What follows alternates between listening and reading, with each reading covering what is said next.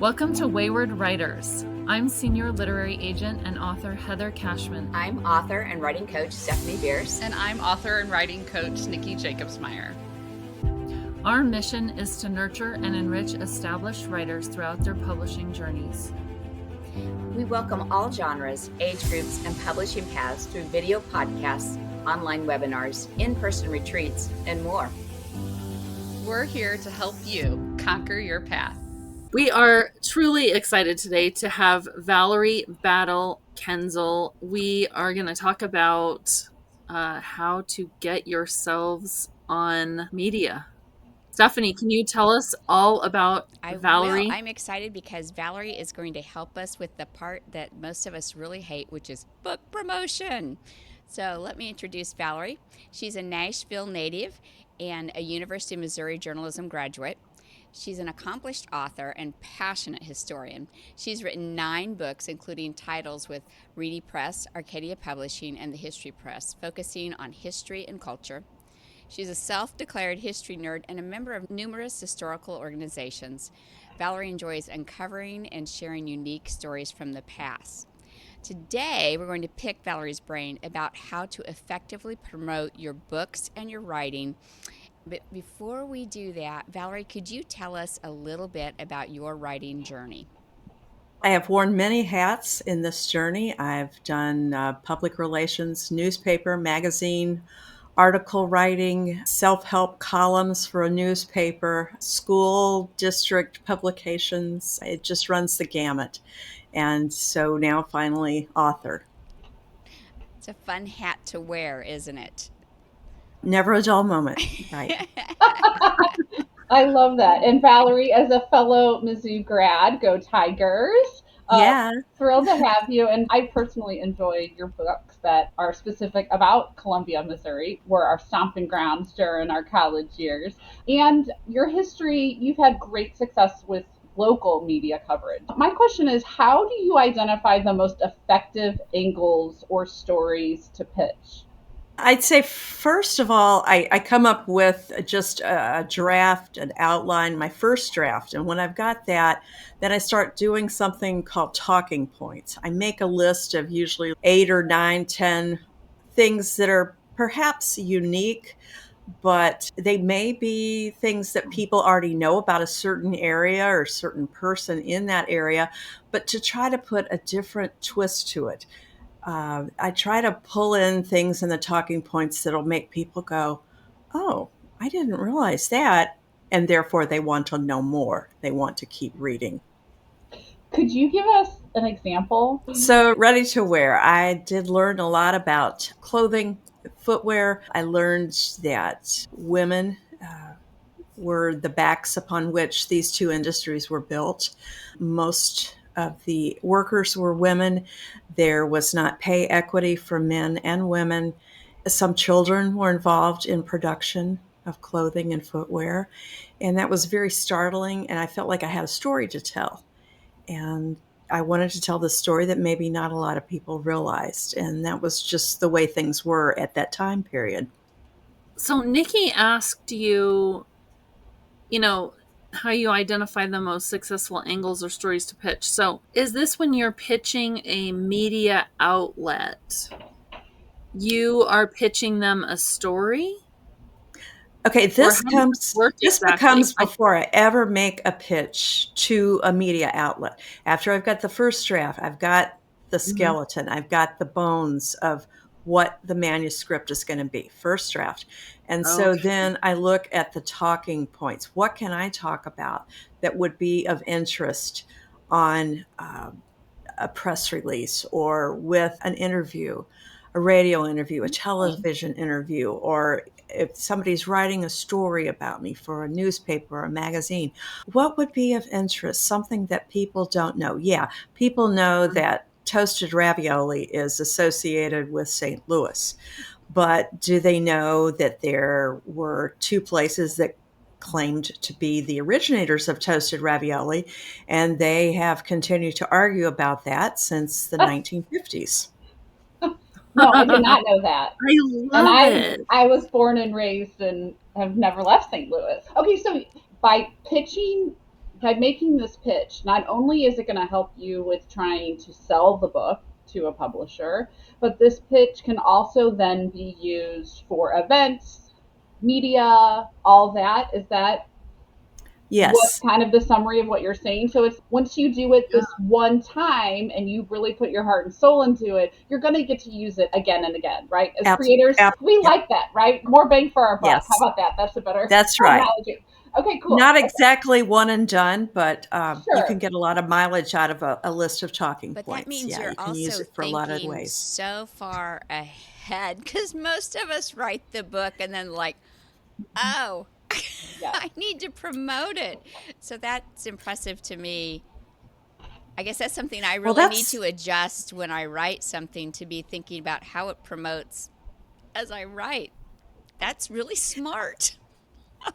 I think a lot of us who have written books and have published books, that's our ultimate goal, is to get published. Yes. Mm-hmm. Yeah. So, okay, you do that, but that's not all of the job No. of being a published author. Promotion is a very big and important part of it. And if you're not willing to do that, then why are you in this business? Because sorry, but the book is not going to sell itself. You're going to have to put your feet to the ground and you're going to have to do what you can.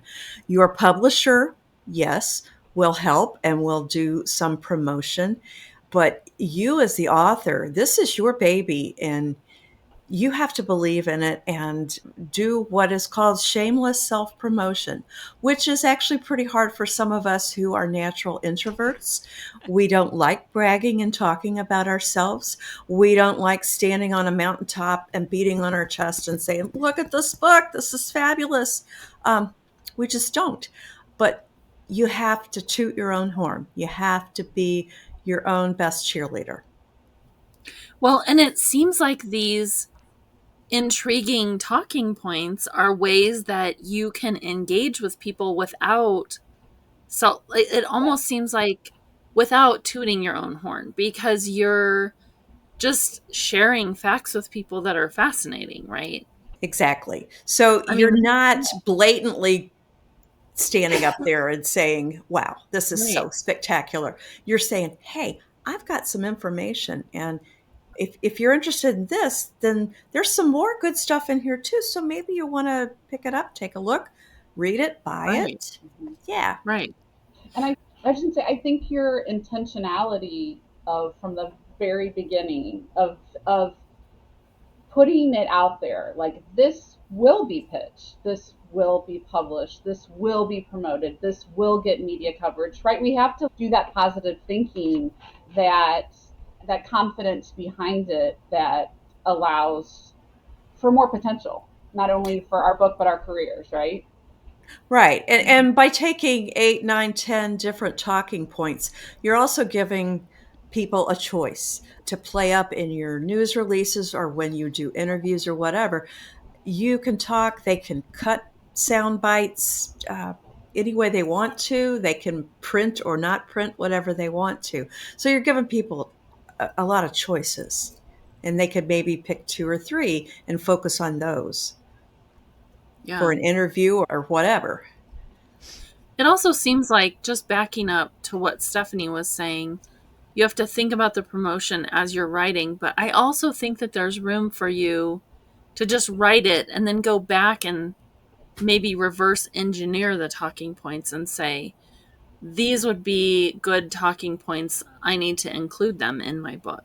I don't know if that would work or not, but you I might be able haven't to do I haven't thought about it that way. That's actually not a bad idea, but this is just the Well, way I've worked on my books, is get the that. Right. draft, come up with a list of talking points, and then already be thinking towards promotion before you've ever done edits and rewrites or whatever, Mm-hmm.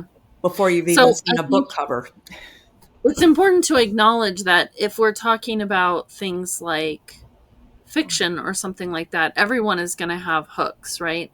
Everyone is going to have marketing hooks, or Yeah. things that touch on current events, or things that touch on maybe what's some topics, important topics that the world is discussing.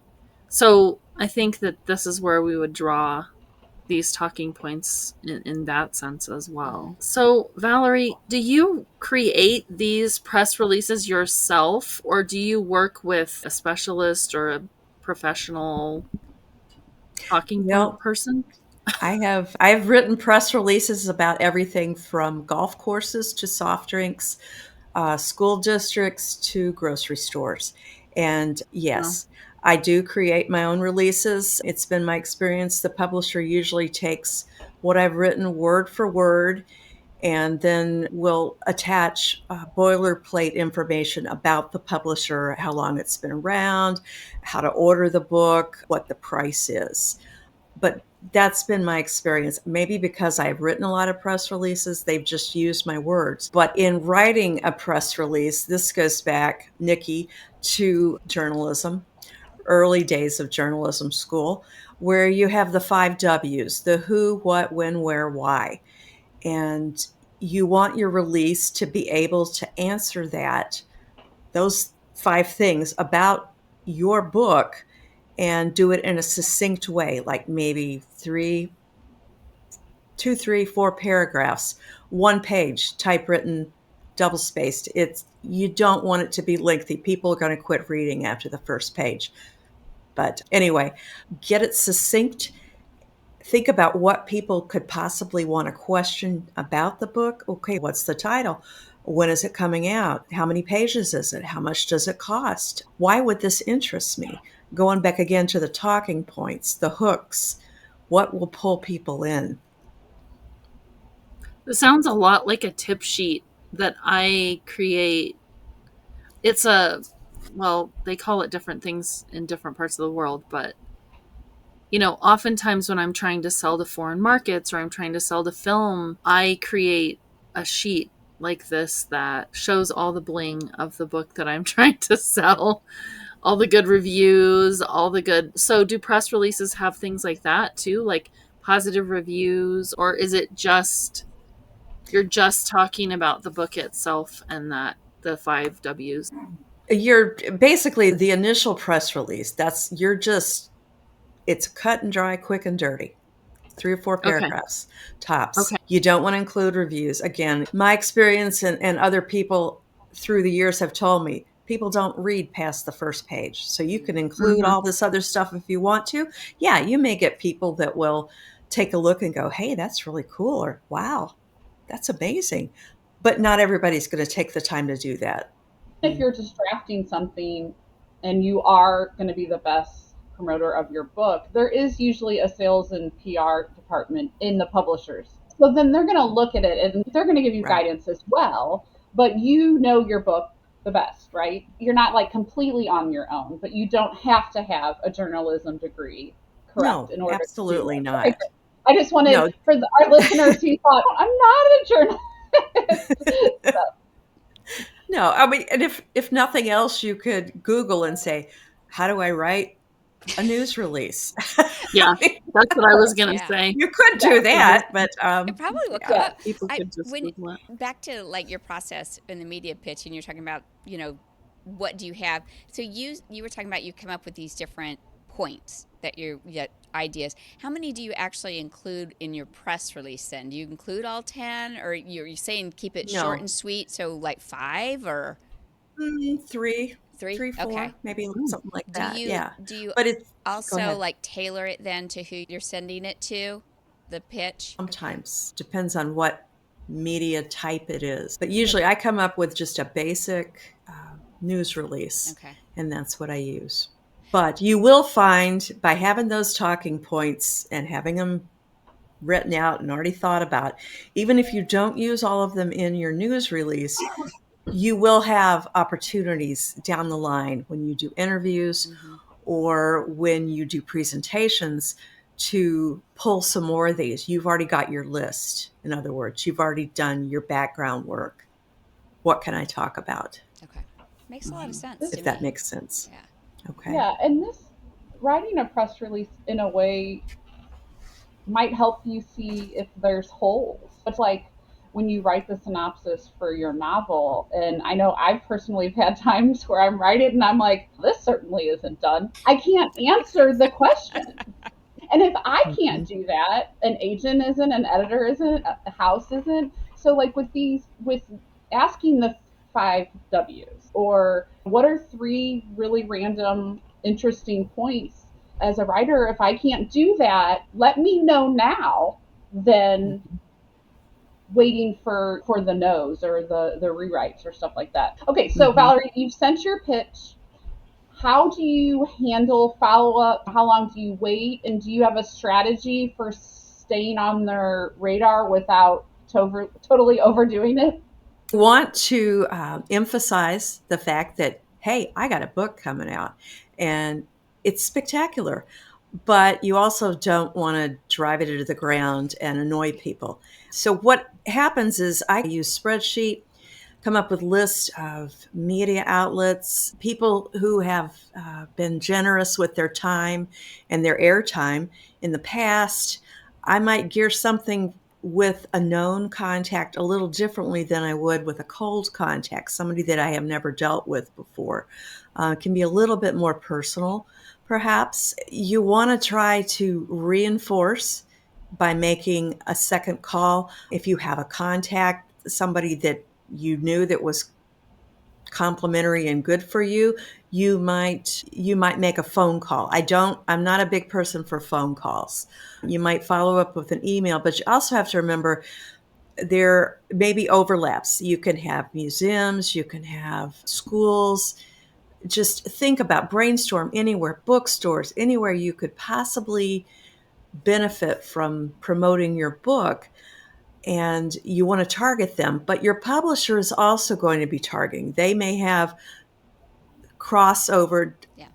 They may get 2 contacts, right, one from you, one from the publisher, but it may be different enough in its packaging, the way it is sent out, that it doesn't look exactly the same, and maybe it'll reinforce it and not annoy. It's a lot of work to keep up on all of that, though, isn't it? It is, but a spreadsheet helps. Okay. It helps you to come up with contact names, addresses, numbers, dates you contacted them, dates you followed up. If somebody said, I can't think about this right now, but if you'll call me back in 6 weeks or 2 months, you can note that on your spreadsheet as well. It's just good to have a central location for all your notes of things like that.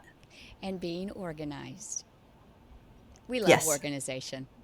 Nikki's great with the spreadsheet. It's better than little scraps of paper everywhere. Oh my goodness.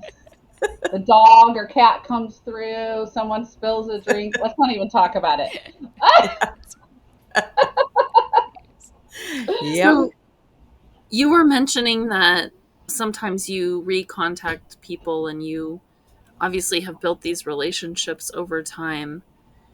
It seems like building relationships with media, and by media, I think we're not just talking about journalists, are we? But we're talking about like bookstore sellers, and we're talking about maybe even librarians and people on the radio. I don't know. Yes. I mean, I don't know what all the places are, but it seems like there's a lot of places. So how do you cultivate those connections and maintain them over time? If I am fortunate enough to get an interview or to get a presentation booked, I will always follow up with a thank you. It can be an email thank you, something very quick. If it's somebody that has over and over again been very helpful in promoting my books, then I will do an old-fashioned handwritten thank you note. And I think that just reinforces getting your name out there and getting the name of your book or whatever it is that you've got coming out.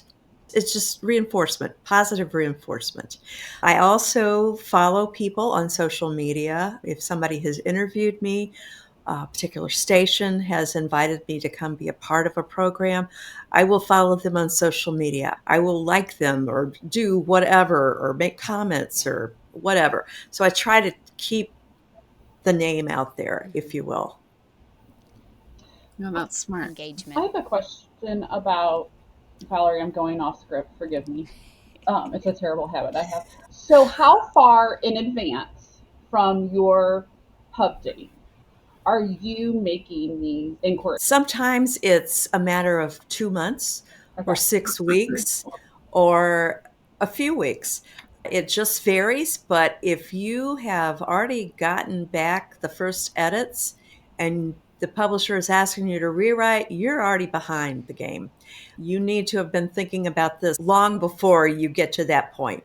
Or I've heard of people that think, okay, now I've got my new book in my hands and it's time to promote this thing. Wrong, Yeah. too late.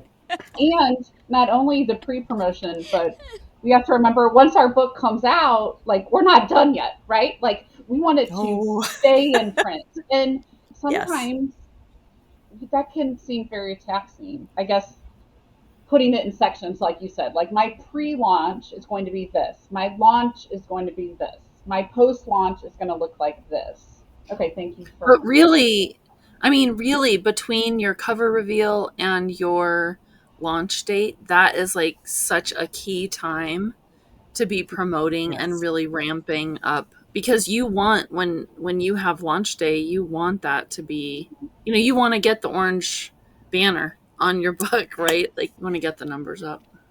And that's something that's important too. You think about, most people are visual. As human beings, we are visual. And so once you get that cover final art in your little hands or in your inbox, start attaching it and do attach it to your news release. And that just reinforces the message as well. It's not just a page of typewritten words or what have you. If you've got, even if it's just a real small image of your cover on the press release, that can say volumes. We've been talking about press releases and everything. And I know that when we're talking about this, when we're talking about promotion, I know you cover the gamut because you are on TV, you're on radio, you speak to multiple groups, you'll go to schools, Valerie will show up anywhere that will have her speak. And I really admire that because I know you're always getting your books out there. How do you target those? I mean, how do you, it's so many different mediums that you're dealing with, and I think that's something that a lot of us get nervous about. Like I'm good with going to schools because I'm used to that. How do I put myself out there and try something new? Do you do it different ways for different mediums? No, it's pretty much the same way, Okay. but I like to try to target as many different possibilities, open it up for as many opportunities as possible. You It's like throwing spitballs against a wall, if you will. You don't know what's going to stick, but something might. You might be surprised. Also, have a website. As an author, I think that's important. And even if it's not a real spiffy, professionally done website, have a website that has information like your an email address where you can be contacted. I have through the years gotten all kinds of comments and contacts from people all across the country who somehow heard a podcast or they heard a broadcast or they saw a film clip, and then they'll have a question about a particular book. And I will engage, I will answer, I will respond, I will do what I can to try to engage with that person. And sometimes it does lead to additional podcast interviews Mm-hmm. or somebody who asks, okay, can you help provide information for a school visit or for an interview Yeah. from a student, a college student? I've done a lot of those. Hmm. And when you're sending out your press releases, are you sending out old school snail mail or are you sending most of them email? It's electronic. Okay, that's what I figured. Mhm. Just my curiosity. Saves money. So you had talked. Oh, so you talked about following the different media, things like that, as far as supporting them. So, what other roles does your community engagement play in your marketing efforts? And have you found ways, to give back while you're still promoting your work? I have affiliated with a number of different historical societies and historic organizations or organizations that have been generous in sharing information or images and allowing me to use them. And so I will become an associate or a member or whatever they want to call it.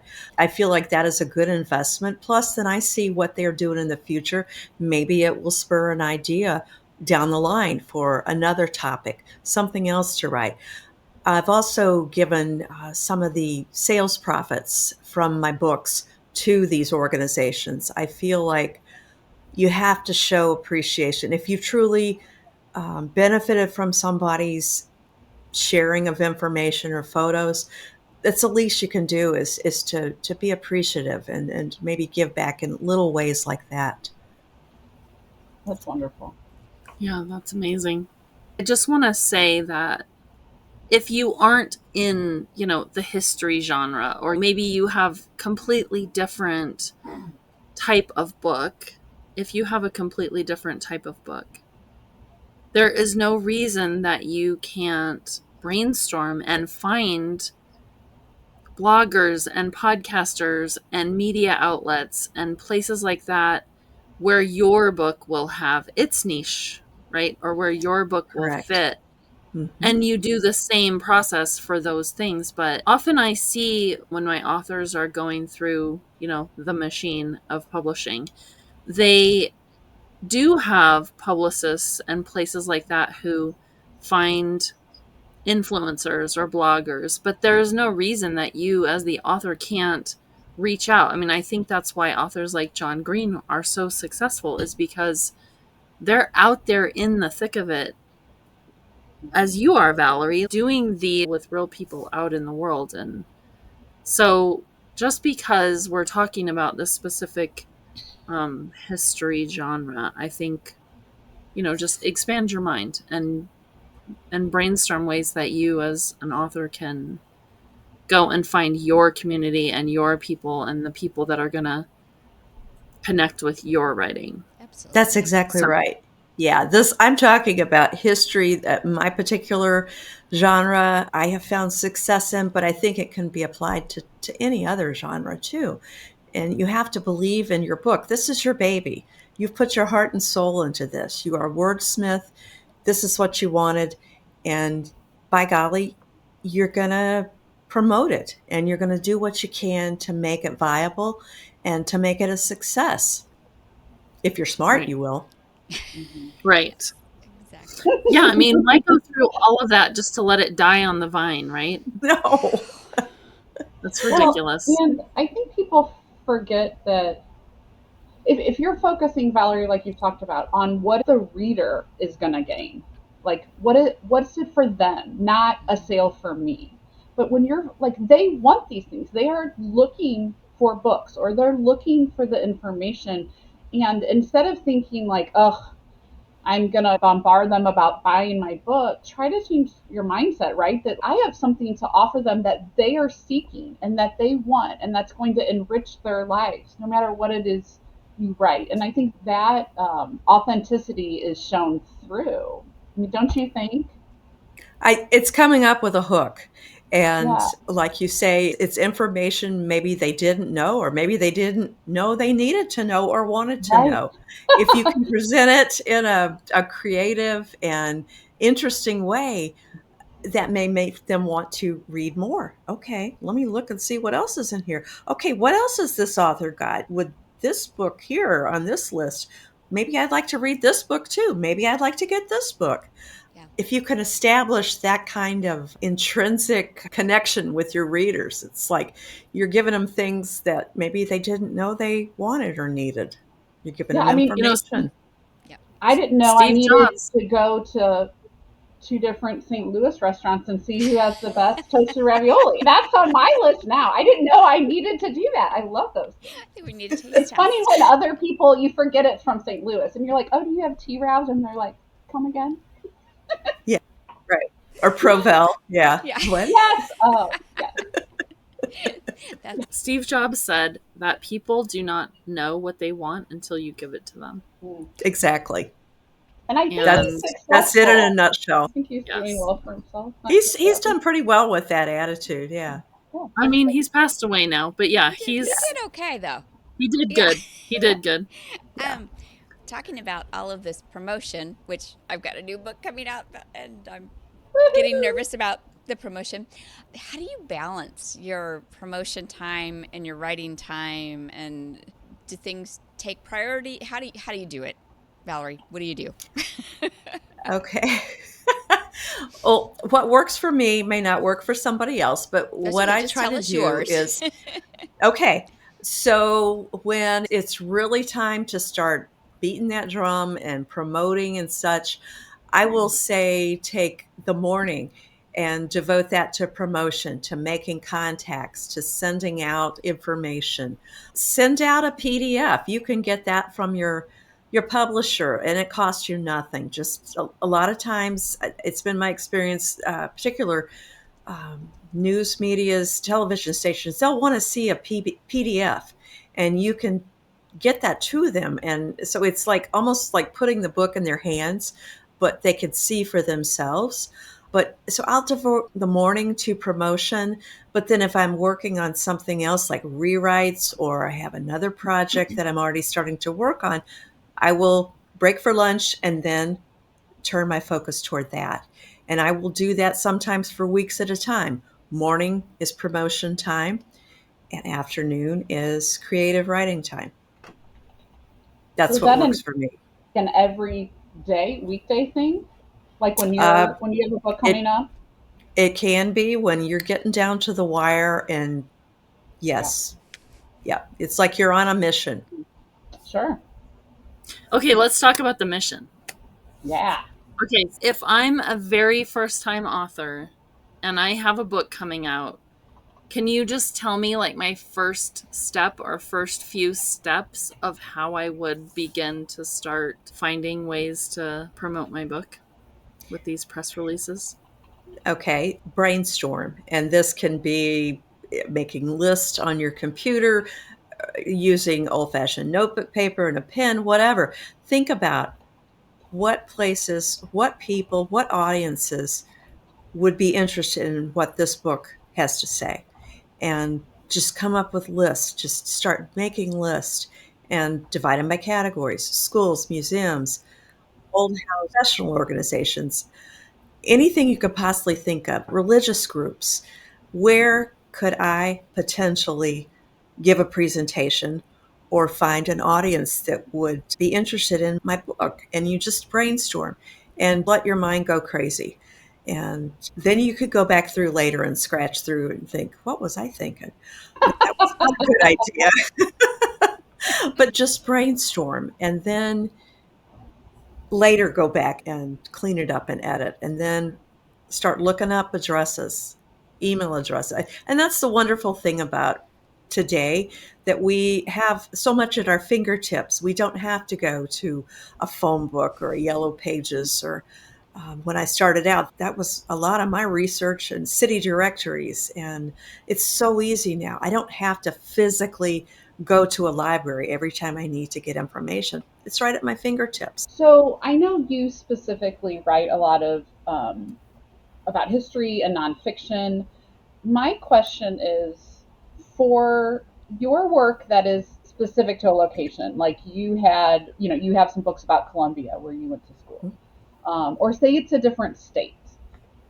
Do you reach out to your local media as well as that other locations? For instance, I'm going to shamelessly plug, I have a book coming out about Kentucky pack horse librarians. I live in Missouri. So I've been doing local to me, but also obviously that state and that city. Is that what you recommend and you've done in the past when people have a specific location that is they don't call home? Absolutely. Absolutely. One thing I have found that if you are somehow personally connected to Mm-hmm. a city or a locale, people are more inclined perhaps to listen to what you say than if you are an outsider going in and writing about something. But if you know your stuff, yes, you have to approach all the media, regardless of your state, Kentucky, whatever. You have to approach all of them. That's Right. just a given. If you want to try to get publicity for that area, if you're willing to do presentations there, if you're willing to do interviews for those stations, you have to. And Mm-hmm. again, the information is right at our fingertips, and it's so easy to just go and to look up, okay, stations in Lexington, Right. stations in Louisville, newspapers, whatever, that kind of Yeah. thing. whatever book you're writing, whether it's fiction or nonfiction, you've done research, at least we hope, right? So Right. those places Right. you've contacted for research are also, right, wonderful. Like, you have that relationship already. So Yes. even if Yes. they're not a media, who do you know, right? And I think sometimes that is Exactly. so hard for us as writers when we have to get out of our like creative bubble. But who do you know? Just that, I don't know how many Right. words that is, but that can be, people are generally kind and want to help, right? As long as we Right. remain humble and And appreciative. appreciative. Yeah, Yes, exactly. absolutely. Yeah. Absolutely. Yeah. People will help you, and then those people will then turn around and help you once the book comes out. Often times they will invite you to come to their area and give a talk or whatever, to come sign books or invite you to their library to sign a few books. Yeah, you establish connections. And it is truly hard for some of us that are introverts, like I said before, but you really have to get out there and sometimes push yourself to be a people person. And that's just the way it is. Dang, we have to like You know, people. Yes. Yeah, that's important. not just the ones we make up. That's But I like them better. No. All That's okay. right. You're going to talk about them anyways, right? So they'll see that in your eyes, the twinkle. yeah. So you were talking before about how, when you have gone maybe on a radio or television or some other kind of media, traditional media, then afterward, if they have a social media, you follow them, you might, interact and Mhm. maybe use their post of your interview or something like that.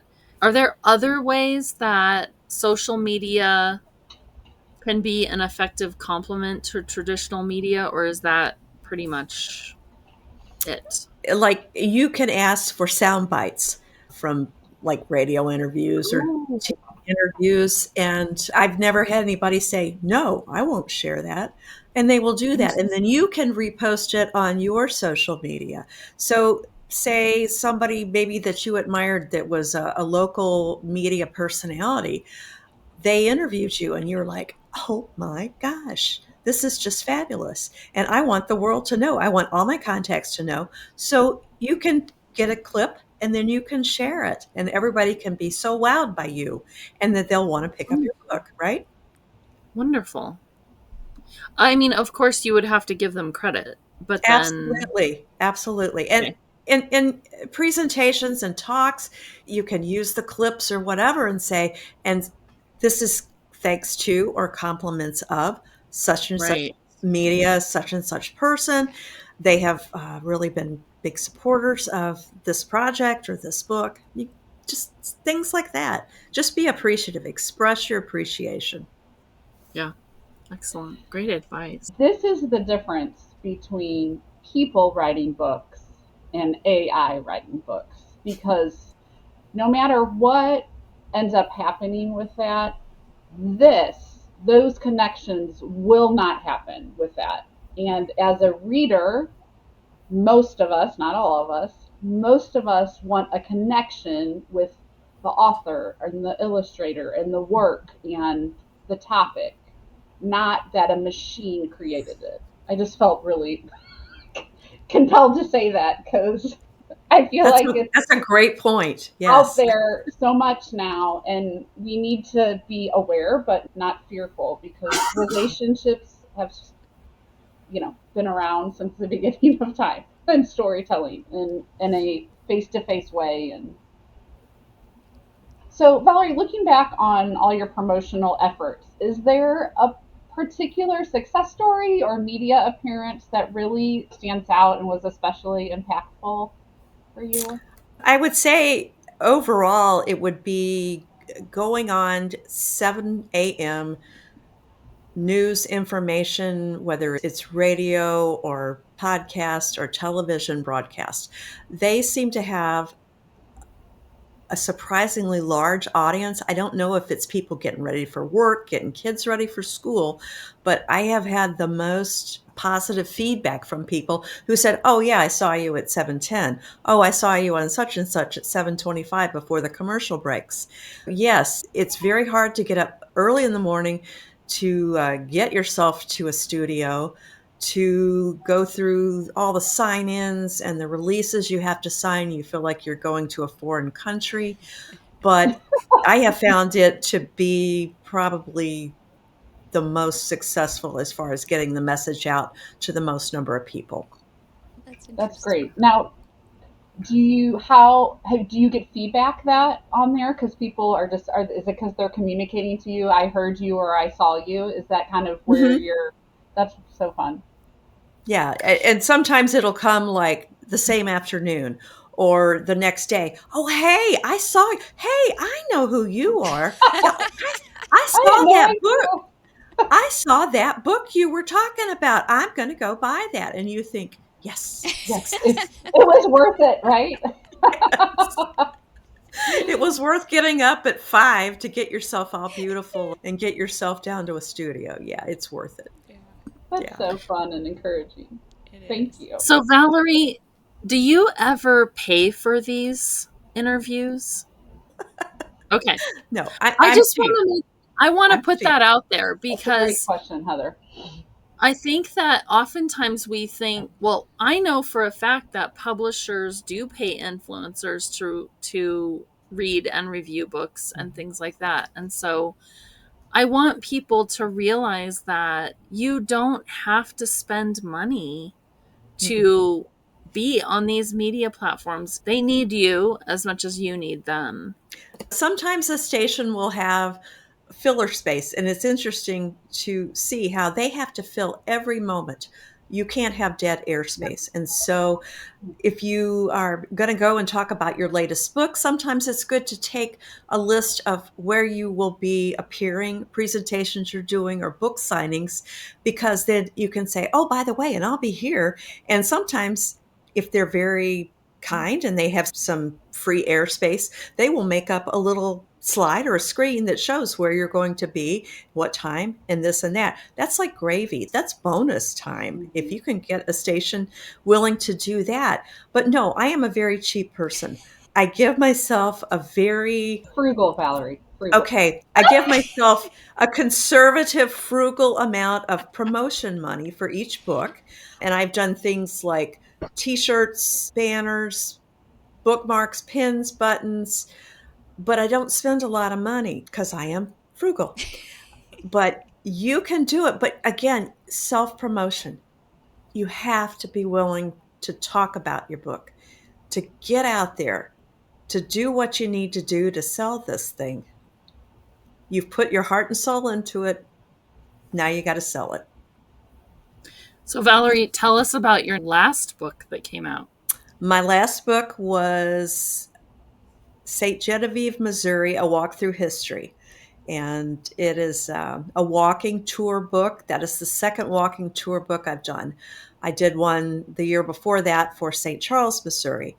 And they're just among my favorites because you get to just delve into the history of buildings and people and colorful characters and ties to historical events and things like that, which any history nerd is just in love with all that kind of research and architectural styles and designs. And it's a series that Reedy Press has put out, and they started this during COVID, and it has been very successful for them.